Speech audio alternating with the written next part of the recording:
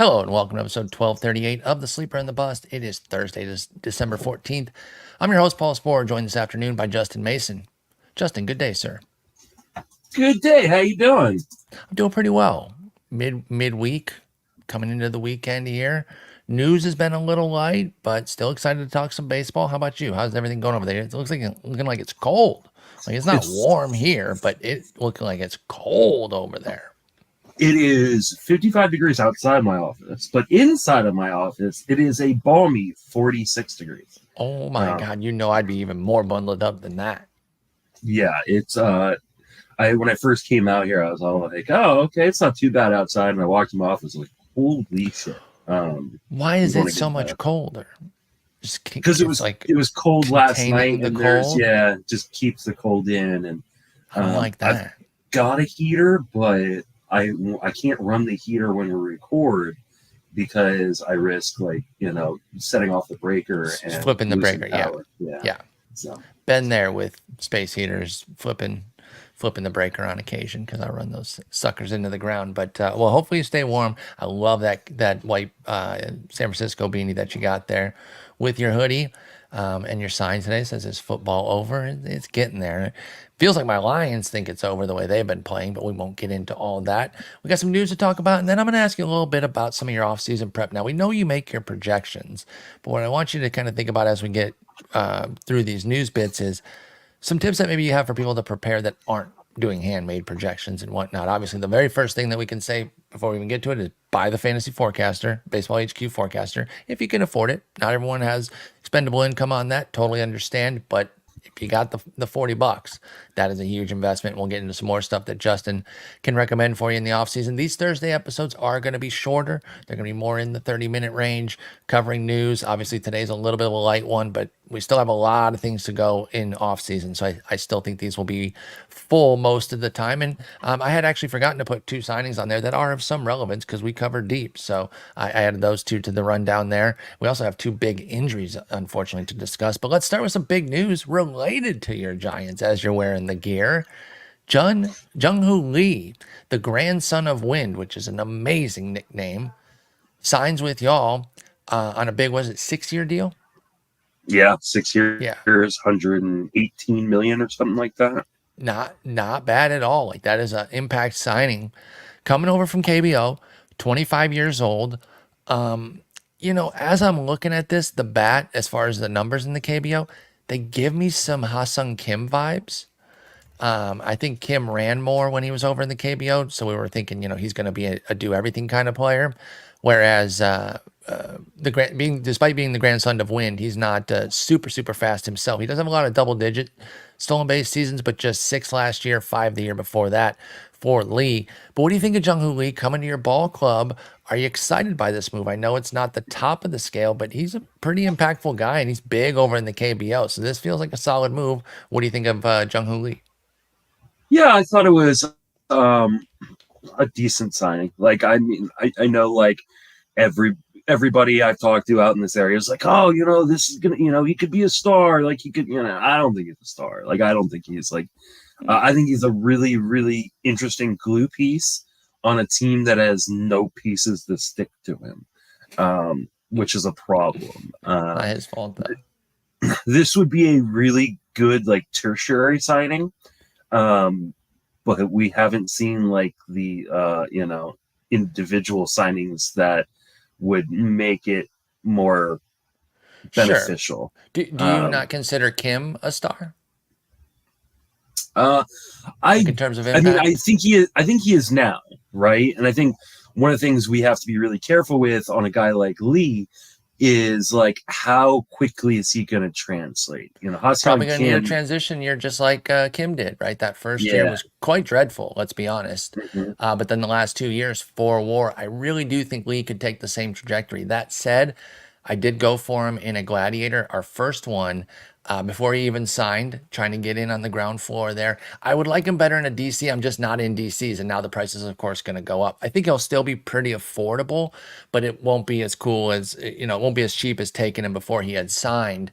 But Jung Hoo Lee, It's tough to know if he's going to hit the ground running. And if we are going to keep the Kim comp going, then it is worth mentioning that Hassan Kim had a 71 WRC plus and 298 plate appearances in 2021. He obviously wasn't playing as much because he wasn't having very much success. But then these last 2 years, like I said, 4-win campaigns for him. That could be similar to Lee because he's also coming over at age 25, just like Kim did. So totally understand why you're not, doing I, backflips, going crazy over this. But I'm pretty excited in the long term.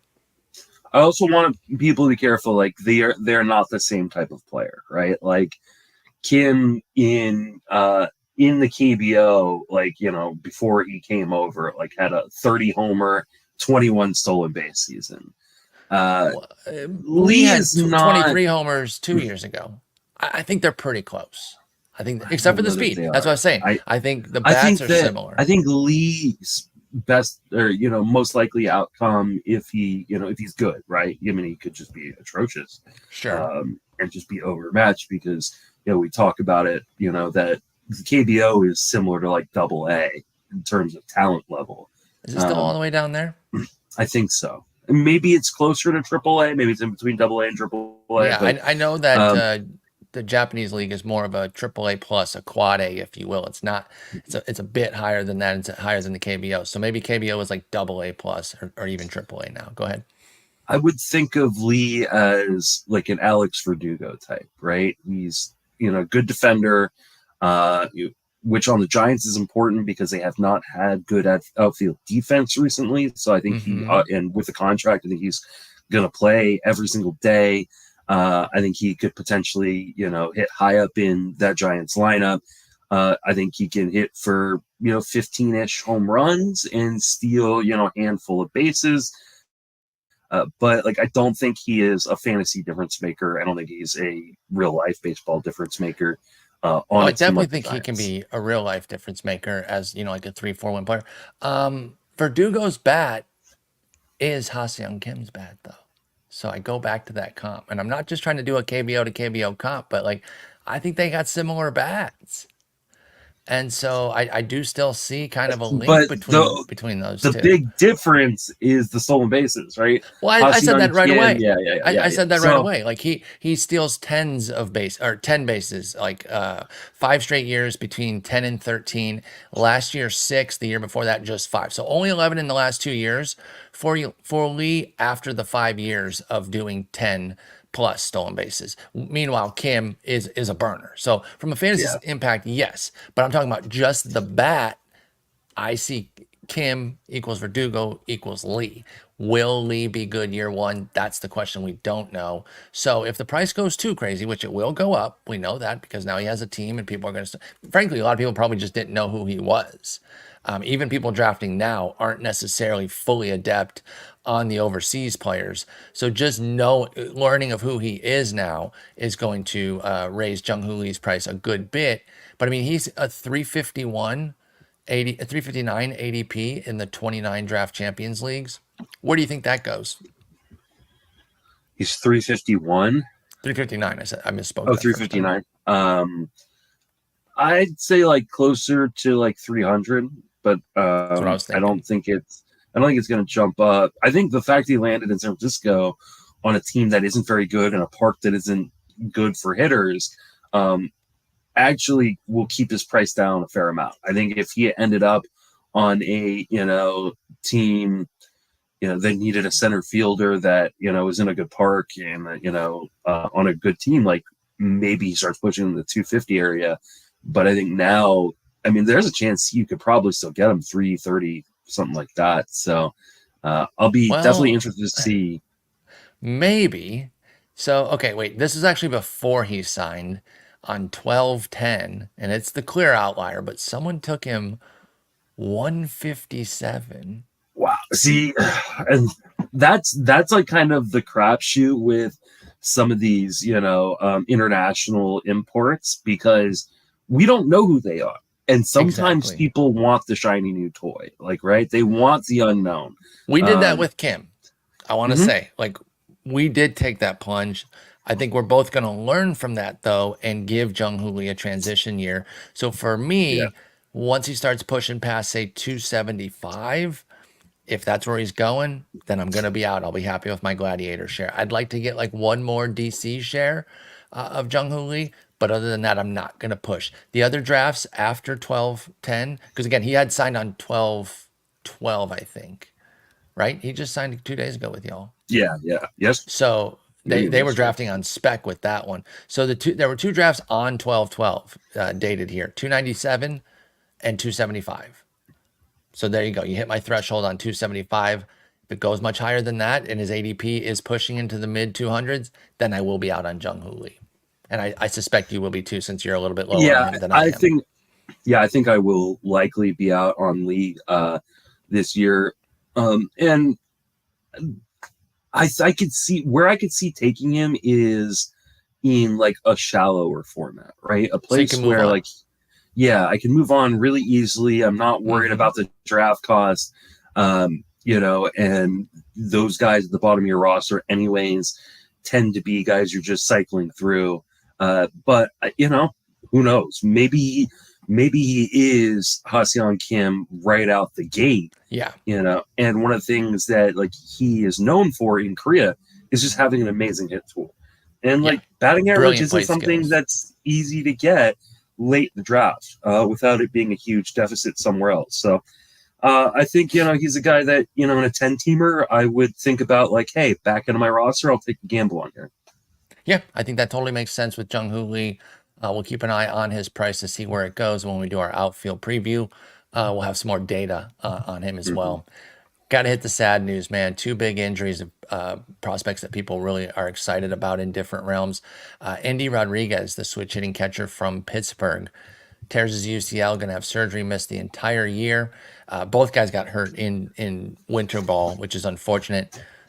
This is not a ban winter ball situation. Injuries are going to happen. There are positives of playing winter ball, but obviously you're playing ball, so something can happen. You can get hurt. So this sucks. With Andy Rodriguez, like, I'm not holding them really any. I mean, I guess Dynasty, you just hold guys Yeah. because you got them, but like, you're already suspect of a catcher in fantasy, right? A prospect catcher. Now you're going to miss a whole year. I think he's just kind of off my radar entirely until he comes back. Keeper, even NL only, and even Dynasty, I might even sell low, to be honest. I might just get Yeah. something. This is a huge bummer, though, for Endy Rodriguez and the Pirates. What'd you think when you saw the news on Endy? I mean, yeah, it is a bummer for Andy. Like he had a lot of hype that I was a little surprised about coming in, like from fantasy perspective, because he's not a guy that has a real carrying tool in fantasy. Even as a catcher, he was just going to be a guy who like could do everything pretty okay. Are you talking about the Um, hype coming into 2023? Hype coming in 2022, and then that kind of carried on. Because yeah, Or I sorry, feel like hype he's coming into 2023, and then yeah. carried Because on. I thought he had Um, a too much hype coming into this year, and Absolutely, then yeah, for 24, I thought it made more sense because now it does look like he would have had the full time job or at least had a good shot at it. But obviously now he's out. But I'm with you. So talk more about it, about his skills when he comes back, and if he is fine from this and there's no major impact. What does he really deliver on the fantasy landscape that people were so excited about for Andy Rodriguez? yeah. I mean, I think he's a guy who potentially is like a 15 to 20 homer guy with a decent average, which and maybe some chip and stolen bases, which is like fine and good, and a really Yeah, interesting catcher too. But he plays in Pittsburgh. That's a hard park to hit for power in, and it's not gonna be a great lineup necessarily. It's getting better little by yeah. little. Could be better by Um, next year. Maybe he comes back in at the right time next year and really infuses that lineup. We'll see how they develop in 2024. and while like I thought like yeah he's probably going to be the number one catcher, they got another guy there that lost catcher eligibility. They've already said is going to be I a actually catcher. I just added him as a Yeah. tack on here. Oh, there Any you go. love for So Henry Davis? So they took him out this from behind the dish, but now they're, by the way, they said that he was committed to catcher before this injury. Obviously now mhm. they're going to double, that now it's a guarantee. They obviously didn't believe much in his catching that they first moved him, but he sucked in the outfield too. How excited are you about Henry Davis? He didn't do that much in his debut, but he got the experience. Do you think that there could be something here to get him as a sneaky catcher? Because he won't have eligibility at the draft table, but he'll get it very quickly in the season. Let's talk Henry Davis. Yeah, I mean, he's going to have catcher eligibility probably in the first 3 weeks of the season now, which I think it probably would have taken him closer to a month when ND was there. Yeah. I mean, this is a 4.11 player that has had a lot of hype. His his small sample in the majors wasn't like the prettiest of things, but he did hit 7 home runs and steal 3 bases and 255 plate There were appearances. flashes. There were Right? flashes of like you could see it. And you're like, okay, but ended up with a 76 WRC plus. But 27% K rate, I don't love it, but 10% walk rate, like that's not a terrible ratio there. Like you said, threw in some speed. Did run 8 times, only had 3 steals, so he needs to sharpen up on when he goes. But if they're if they're gonna let Davis run, I wonder if he could maybe get 8 to 10 steals with what 14, 15 homers in a full time catching role for Henry Davis. And then do you think he'll get Yeah, supplemental plate appearances when he's not catching? I think he will get supplemental plate appearances when he's not catching, and I think his bat will play. You mentioned 27% strikeout rate, which isn't great, but not atrocious. It came with above league average zone contact and just an 11.5% swing strike rate, which tends to make me think that actually that strikeout rate might come down. Yeah. When he cuts a full season in the majors. He's very young, but he's very talented. And I think he was already a guy that I was going to be looking at targeting in draft champions leagues and maybe even kind of late in, your traditional leagues. But now I think you've got to move him up your boards.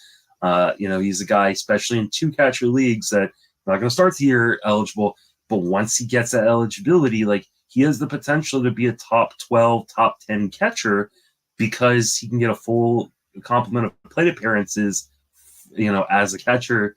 Yep. I really like Henry Davis a lot this year. And this is a true buy low prospect. And I Mm-hmm. know we talk about this concept all the time, but they get forgotten and pushed aside when they fall on their face in the first sample. This happens all the time. And I'm not saying that he's necessarily going to guaranteed come back and be great, but I'm not giving up on a 1-1, 255 plate appearances into a major league sample that, like I said, did include some positives. So I'm with you. I was already on board. Obviously, the price will go up, but he's been 320 in DCs right now. I think the fact that the catcher eligibility won't be on the card right away, like you won't see him showing up under catcher, will keep the price at bay. I think this Andy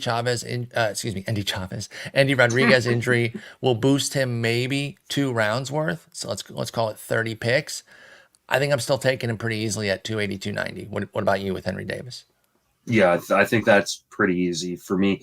I mean, right now, I haven't done my projection for him, but right now, Steamer's got him for 17 home runs, 10 stolen bases, in 546 plate appearances, 244 batting average. That's a decent line for kind of a outfielder 5'6" in a 15-teamer. But when we start talking about a catcher too, you start talking about like, hey, that might be a top 10 catcher. Yeah, So exactly. I'm definitely interested. I was already interested prior to this. This in some ways is actually bad news for me because It kind of is when you're on a guy. Yeah. cheaper. Yeah. And I think he will go up quite a bit in terms of the price. But no, he's definitely a guy that I'm going to be looking at because I think he's going to get that catcher eligibility quickly and get those. We love catcher eligible players who play at other positions. Who don't play catcher as much. Exactly. And so they're probably going to bring somebody else in because, again, they are already pretty suspect of his defense, but they're at least going to commit to him back there again. They have Jason DeLay and Ali Sanchez, both of whom are defense first guys. So if Davis is playing catcher 3-4x a week and then bouncing around between DH and the corner outfield, I'm so in on that. So I'm with you. I liked him before. I definitely like him now. His min is 250 in the DCs. I don't know how many times he went around there. I would pay upwards of that too. I don't want to, but like if the price really does start to rise, I'm not out on that either for Henry Davis. I really I'm do fine with like that. him. he is one of my big, sleeper prospects that people are forgetting because he had a tough first sample. Let's talk about Ronnie Mauricio for the Mets, prospect out for the year. Not the same injury. It was UCL for Endy, ACL for Ronnie Mo, but both had issues. So, of course, that's the throwing arm there for Endy, and then the knee for Ronnie Mauricio. That's his right knee for those that are interested in that for the switch hitter. This is another huge bummer, of course, because anytime someone's missing a full season sucks. But this was a guy that is really interesting to me that also kind of fell on his face in his little sample. 108 plate appearances, 77 OPS plus, but had 2 homers, 7 steals, 7 for 7. He's one of these super volatile guys that kind of has a little bit of a Javier Baez type profile.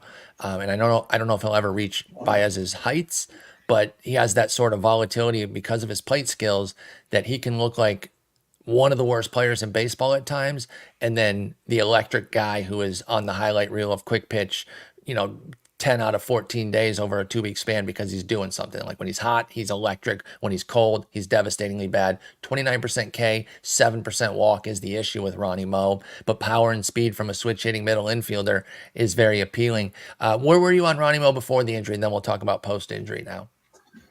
Yeah, I probably wasn't going to be drafting Mauricio anyways. The volatility of his profile, the volatility of the Mets organization. Like, I just don't know how much I trust them in terms of their prospects, and like, are they going to give these guys full-time, playing time? This is great news for, other guys, other prospects that could potentially actually get some full-time playing time in Mark Vientos and Brett Batty.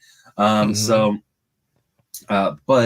yeah, I think Vientos is one of those guys where, you're probably holding on to him. Wait, Vientos or Mauricio? Sorry. I think you said sorry, Vientos Mauricio. Sorry. Yeah. Sorry. Yeah. You're probably holding on to Mauricio in a number of dynasty leagues. Agreed. Especially if you've got a large amount of D or IL spots. But even in like shallow dynasty, most keepers, I'm dropping. Like, the profile is so volatile to begin with. I think he's one of those guys you just get off the waiver wire if he comes back healthy next year and looks like he's going to have a starting job. Yep, I think that's exactly where I'm at with Ronnie Mauricio. We do not need to expound on that further. The upside's there, but when you're going to get it, obviously not for at least another year. The Pirates did make another move. This was an addition, and they kind of have a type over at first base, right? Like, you can kind of put all these guys that they've had in recent years together. Carlos Santana, G-Man Choi. There's another one I'm missing that I can totally picture in my head, but I can't think of. But now their new one, Rowdy Tellez. Oh, they had Vogelbach. Vogelbach is exactly what I was thinking of. Mm-hmm. Daniel Vogelbach, and now Rowdy Tellez, right? Switch hitting for some of them, lefty for most of them. Tellez is, of course, a lefty, just a power all or nothing first baseman. He's going to be their guy. Obviously, he has everywhere power. Rowdy Tellez does. But now the playing time is guaranteed in Pittsburgh, so that's kind of your trade-off. You want to get the full-time PT? Okay, but you have to go do it in Pittsburgh. Where's your level of interest in Tellez after the big 35-homer season in 2022? He could not recapture that magic in 2023 with just 13 in 105 games. Any interest for Tellez and PNC? I mean, sure. They just gave Carlos Santana 619 play appearances. I think some of those were on a different they were team, split, actually, yeah. But he was a full. Your point is, he was a full-time player. He was a full-timer with them. They were committed. This may be the exact same thing where they just flip Tellez at the deadline, and maybe you have to make a decision at the deadline whether or not you want to keep him if he's going to a place where he might platoon. But like right now on Roster Resource, we have him platooning with, I think, Connor Cho. I don't know that he's platooning that much, maybe a little bit, but I think Tellez is going to get pretty close to full-time run. He's going to hit in the middle of that lineup. The top half of that lineup is getting better, especially if O'Neal Cruz is healthy. Yeah. Like, all of a sudden, you've got O'Neal Cruz, Brian Reynolds, Brian Hayes, Jack Sawinski, Henry Davis, and Rowdy Tellez. I would assume Tellez, fits in there either 4th or 6th. So, it's not bad. Is 30-85 or 27-85, like, out of the question for a guy like Rowdy Tellez? I don't Not at think all, so. in my opinion. I Yeah. agree. I think this could be a nice little landing spot. Get you a late corner, late util type guy, reserve sort of guy. 480 ADP. He signs now, even if it goes up 80 picks, you're talking pick 400. Like it's not going to skyrocket to a cost prohibitive level for Rowdy Tellez. So if you were in on him before, him landing does not take you off of him. You can continue to get your shares. And yeah, despite the last year being tough, I still think a healthy Tellez is a quality, 215 to 230 batting average. So crummy batting average, but mid 20s homers, like you said. And I agree with you that that lineup is starting to shape. Cruz is going to be the linchpin. We know Reynolds is good. Hayes had a great second half. Sawinski's all or nothing, but the net is positive. He is a plus bat. Davis, we just got done gushing over. Tellez, don't even sleep on Liover Peguero there at the 7 spot right now. I kind of have some intrigue in him. He's going to play every day too because of his defense. So yeah, Tellez could be a decent little guy there. I mean, he's not that little, but right there at the back end, he's going Decent big one. guy. Yeah, decent big guy there. He's going ahead of a guy you literally just mentioned, but this guy's util only. So I'm curious, Tellez or Mark Vientos as a pick 450 ish. Tellez. Yeah, Like because of the I don't PT, think right? that. Yeah, I don't. I mean, Okay, as much as I like Vientos has a lot of power. Like there's a lot of swing and miss, absolutely. and he's so bad defensively that like he's going to lose plate appearances when they want to give guys days off at DH. So And coming out of games. Yeah, like we don't yeah, talk about this a lot because it's really hard to quantify. But you talk about a guy like Vientos, absolutely. get defensively replaced later and just take that one extra plate appearance off consistently for a guy that's already stretching for PT, that can be a problem. Let me move up the Yeah. board a little bit more and talk to you about Seth Brown versus Tellez. That's really tough. Is Seth Brown still first and outfield eligible? I believe so. I just had him. No, just outfield, no longer first. So Okay. you're trading first versus outfield there too. I think honestly, I think I lean Seth Brown a little bit. One, I I don't do think too. I have a he's soft spot for gonna him. platoon. I think he's like the world sucks in Oakland, but not just the team, but the entire world in Oakland sucks. But he's gonna play. He will play every day. I think there Yeah. is a world where Tellez, has a soft platoon and loses plate appearances and or just struggles. It's a hard park to hit in. He's moving from a park that was a great park to hit in on a team that was exciting and fun, and now we're going to Pittsburgh, where I think it's exciting and fun, but maybe might not be as exciting for Amazing Tellez. So park. And hopefully yeah, the it's team beautiful. continues to rise, like you say. And Brown, sneaky decent outfielder. Not Hmm. like a stud. And I think his metrics are kind of all over the place the last several years. But in terms of his skills, the scouting on him, everything that I observe, I'm not a scout, but he's a solid defender, and so he can play a bunch out there too. So I agree with you that Brown's going to play all the time. One more, we're going to move up the board even a bit Hmm. further here. Stay in division, go back to first base, pick 445, Matt Mervis. Let's say Tellez goes right around that spot, and then you're faced with a Mervis versus Tellez choice. One of our favorites from last year that didn't quite pan out. Are you back in on the Mervis train? Not unless they trade Matt Mervis. Like, is Matt Mervis starting in the majors? Like, I thought I don't know the that he answer is. if I had to do like a this is an old ass reference, but the freaking like newlywed game where they ask a question, you have to guess your partner's answer. If you and I were on a game like that, I was gonna write um, I need to see the rest of the Cubs off season because my thinking was you were Yeah. gonna have questions about PT. Are they gonna bring Bellinger back? Hmm. What moves are they gonna make? So you basically said the same thing in a roundabout way. Are they gonna trade him? Because are we approaching a Mott-like intensity of hatred that the Cubs have for Mervis? And our 06010 fans will get that Hmm. from way back in the day. But yeah, like they are not a fan of this dude. We could not believe how many guys they got to block him last year. And then he came up and it's that kind of confirmation bias of like, well, see, we knew he sucked. So Yeah, that's let's why give him we 99 plate and appearances make a and big judgment off of it, right? Yeah, mhm. 46 WRC plus for him. I'm not out on Mervis, but I agree. I think I would stick with Tellez because I just don't know where the PT is right now. Yeah. If we get to March and it's looking like he's angling at least for a strong side platoon, then I'm closer to Mervis, I think, because I'm not Yeah, out on Mervis completely.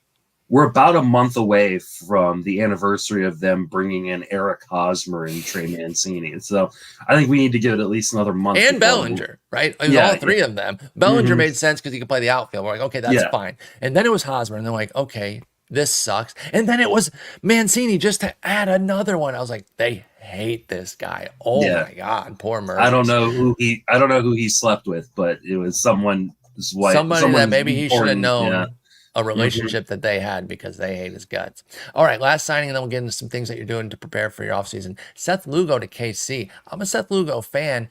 Excellent park. Is the team going to infect him in a negative way to make you jump off of him, or do you like Seth Lugo here in KC? I love this move. Me too. And like there was talk about like, hey, Kansas City is going to be a little bit more aggressive, especially on the pitching front. They're gonna, surround, Reagan's and Singer with some other arms, and I think this is great. Like this is just a fantastic. I mean, they got such a great pitching park. Like, why Mm-hmm. not? Like, why continue to roll out these like random college, draftees that you got that clearly, Well, you don't they're want Austin uh, Cox out there. You don't want Alec Marsh getting yeah. 150 innings next year. Come on, what are you talking Uh, about? in a division that's poachable and on a team that is getting better, like quietly getting better, like that offense is actually really really interesting. I'm so intrigued by their. I was coming into the year. It didn't really get off the ground, and there were fits and starts for certain guys. And someone like Bobby Witt still had a great year, all told. But then Vinny P gets hurt. Our boy Olivares finally got there at the end. He ended up going double double with a 109 OPS plus. I agree. And now Reagan's breaks out. We'll see if they can get somebody. Reagan's Lugo as a 1-2 is not too bad. They Mhm. need somebody like a Singer and a Lynch to kind of join them, and then you're talking because you can go at least 3 out of the 5 days or 4 out of the 5 days. You're actually putting somebody capable up there. The problem last year was it was Reagan's and nobody else. Yeah. Occasional good Greinke starts, very occasional good Singer starts, but the rest, dude, it was And now brutal. you've also got Kyle Wright, come, But for potentially coming. 25, right? Yeah, like he's an interesting arm that potentially could come back late in the season or next year. Yep. Uh, I think they need one more arm. Like I don't. Like I Agreed. know Jordan Lyles is a guy who can soak up innings, but I think between Daniel Lynch and Brady Singer, they need like just one extra arm to kind of like be a stabilizing factor. So I'd love to see them go out and get another Seth Lugo type. Exactly. It Completely doesn't agree. doesn't need to be the front of a rotation type of arm, but a guy who can like go out there and consistently deliver you 5 good innings. That you can reliably project for like a 380 to 420 ERA over Yeah, 150 innings, right? It doesn't have to be, like you absolutely. said, frontliner, but just capable. And I'm with you there. Okay, so I got the perfect either or on the Seth Lugo here. Yeah. Lance Lynn goes 1 pick behind him. Oh wow. I Um, know. I'm really laboring on this. I don't know who I would take.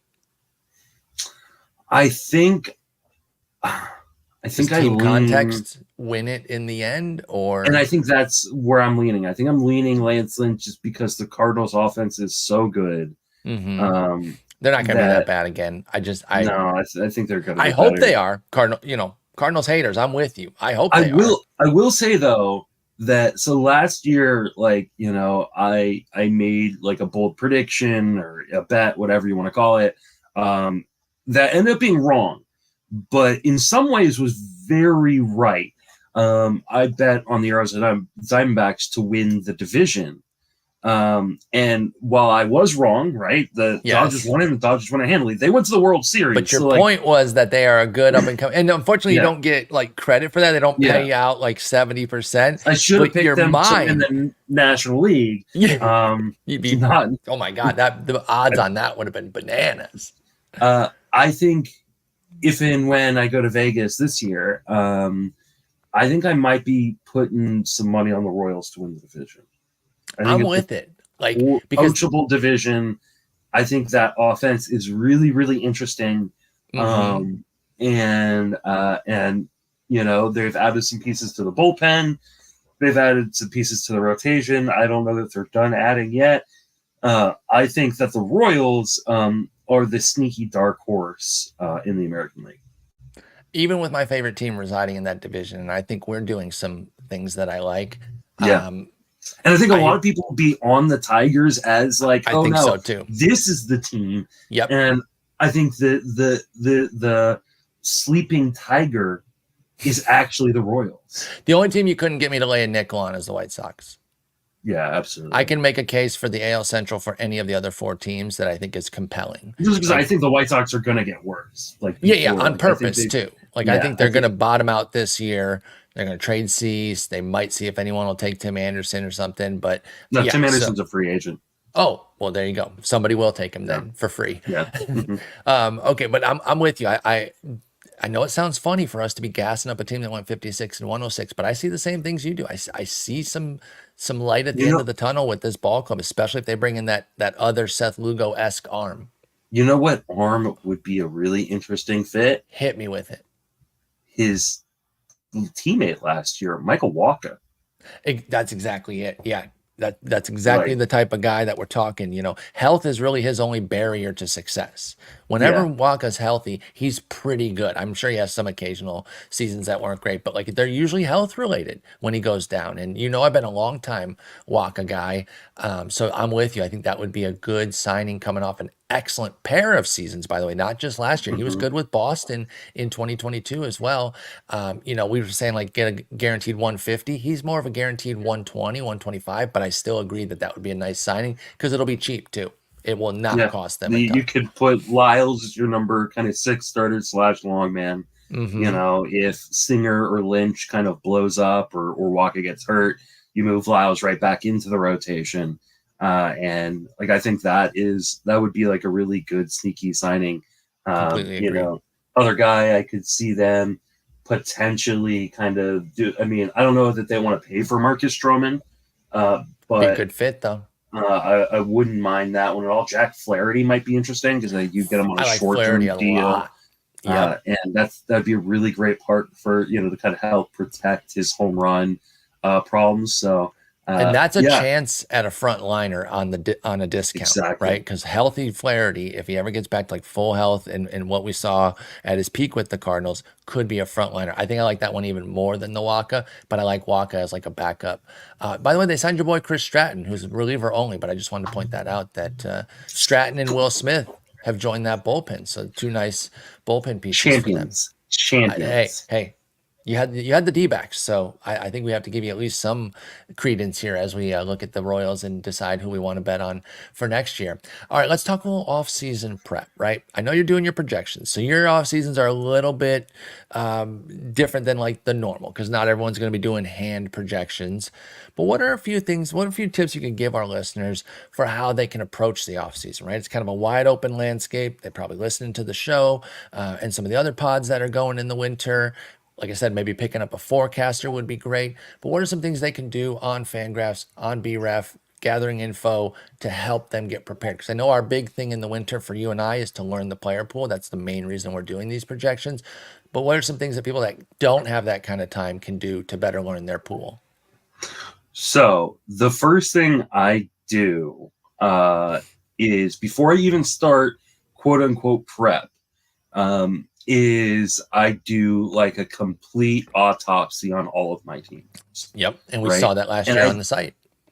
Yeah. And I think that, and I didn't do as many articles just because I kind of ran out of time a little bit, before NFBC switched over and I lost too much of the data. They switched over quick this year, I felt like. Yeah. And that was my bad. And I'll make sure next year that I pull all that data before they switch over. But I really sit down and I dig into each one of my teams. And this will be easier for people who only play in 1 or 2 or 3 leagues. But I think it's most beneficial for people who play in a lot of leagues, right? Or at least people who play in multiple leagues. Because one of the things I learned after my disastrous 2022 season in doing this kind of exercise was what were the common flaws on each team that like Exactly. led to me to like down, like, because I think there's sometimes where it's really easy to go, to go to one extreme or the other, right? Either say, I'm the worst player ever. I just, like, I don't know what I'm doing clearly, or, or on the flip side, if you're winning, I'm the best player ever. Well, or to do the opposite where you just kind of like, brush it off. Oh, we all have down years, Yeah. I want to, And which I you want which to you could learn. have done last year, Mhm. but you didn't. You got into the weeds on it and said, "Hey, I need to improve. What can I do to improve?" And by the way, you went out and had a banger ass year. So Yeah. that method definitely worked. At least it might have been happenstance that you just regressed back toward the mean and had a great year, but I think it was all the deep dive you did to learn from I your think I mistakes think it and try to had a prevent lot them. to do because I mean clearly there were some common mistakes. I mean obviously bad luck or good luck is involved in every season, right? Like Hmm. but I think doing those kind of self-reflection times I think is just really really important before you start your prep. The next thing I like to do is draft, right? Is kind of jump into these drafts.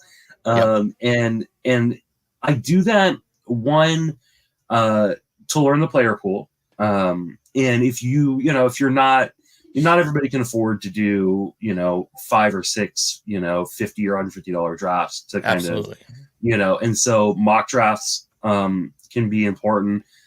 Just printing out the ADP and looking it over and doing kind of like a self mock draft is something that I used to do before I played in a ton of leagues, right? I'd be like, okay, well, if I had the 11th pick, would I, be looking at doing in the first round where, and start kind of lining, a path.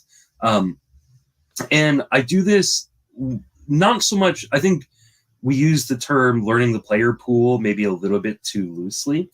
Hmm. It's not so much about learning the player pool because I think if you are, playing in leagues in the way that I play in leagues, and if you're listening to a fantasy baseball podcast in the middle of December, you're probably pretty in tune with who's in Major League Baseball and Exactly. who's in the pool.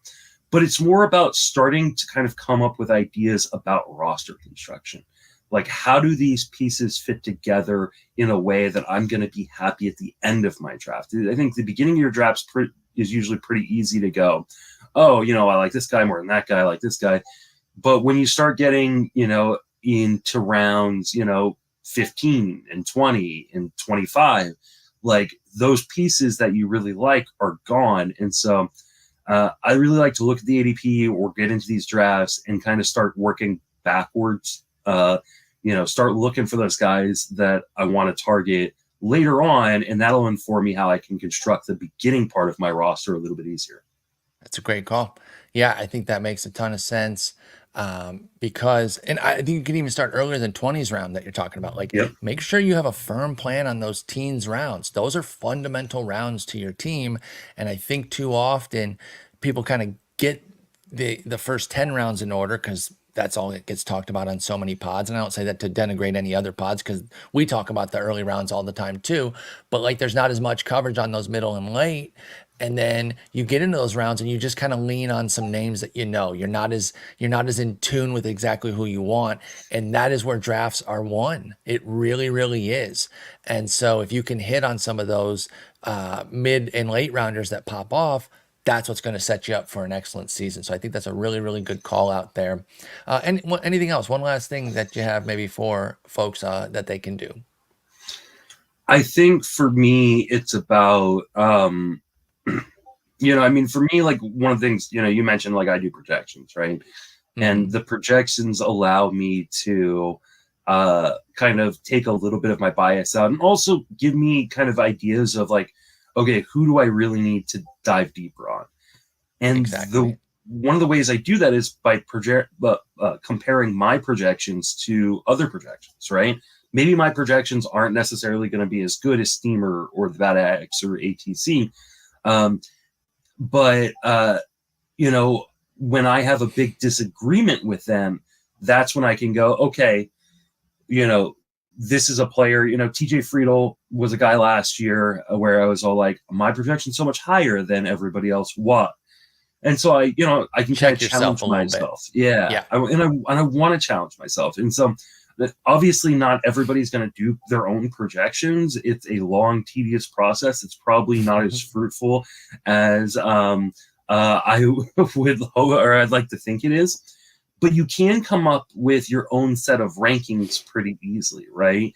Kind of okay, take the ADP, start moving guys around, and go, okay, this is where I think each guy belongs, and that shouldn't take you too much time. And then you can compare them to the rankings of other analysts, the rankings of projection, and start going, okay, I've got, player X, I have Jorge Soler way above everybody else, way above, these, the majority of, people in the industry or projections. And then that gives you an opportunity to go, okay, time to challenge myself, start Yep. doing my deep dive, start looking at underlying numbers and going, why do I believe this? And do I need to come back towards the pack, or do I need to stand on my ground and go, no, my initial instinct is right, and this is why? I think asking these questions, as opposed to, I think a lot of just kind of regular fantasy players, they print out projections, or they print out ranks from other people, and they go, this is what I'm going by, right? Yeah. And I think that should be the starting point of a deeper thought process and discussion for you in the off season. I completely agree. I think that's very well said, and especially the challenging yourself on things. Don't just say, "Oh, I'm right because I like this guy." Don't go full bias. Should I really love this guy as much as I think? Oh, maybe not. I didn't look into this. Or am I way off on this guy that I think I quote unquote hate?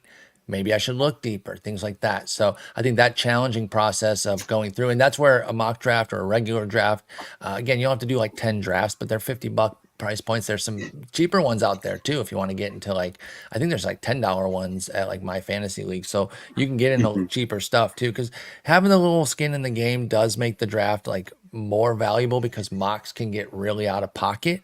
That's why we recommend that. But again, we know not everyone has extra money that they're just going to be throwing all over the place, but it is worth it to at least do one that you can really get in there and really challenge the rankings that you have, battle test them. I know Jeff Erickson says that a lot, like, okay, I took these rankings in, I did not agree with that, I let this guy sit at the top of my board for more rounds because I didn't believe in him there. Maybe I need to lower him then. So challenging yourself on stuff like that's a great way to get started. Like I said, the forecaster is awesome, but also so much information on the internet that you can plop into an Excel file and really do some things with. So I like that, Justin. Appreciate you giving some tips there on how things can get done in the off season. We'll be back tomorrow, and we're going to start our position previews. It's about Yeah. that time. I'm not sure what position yet. I haven't decided, but we're not going to go in the standard order, catcher to reliever. So I'm going to figure out what's going to be first, but we're going to get that started I'm tomorrow. going to vote for second base because I've got those completely done. You know what? And then I'll have Done. multiple positions done by Monday that you can then choose from. Perfect. Well, that's also going to be your position for the Fangraphs rankings that I was Mm-hmm. telling you about the other day. So second base it is. We will start the Keystone tomorrow. But until then, I'll talk to you later. Take it easy.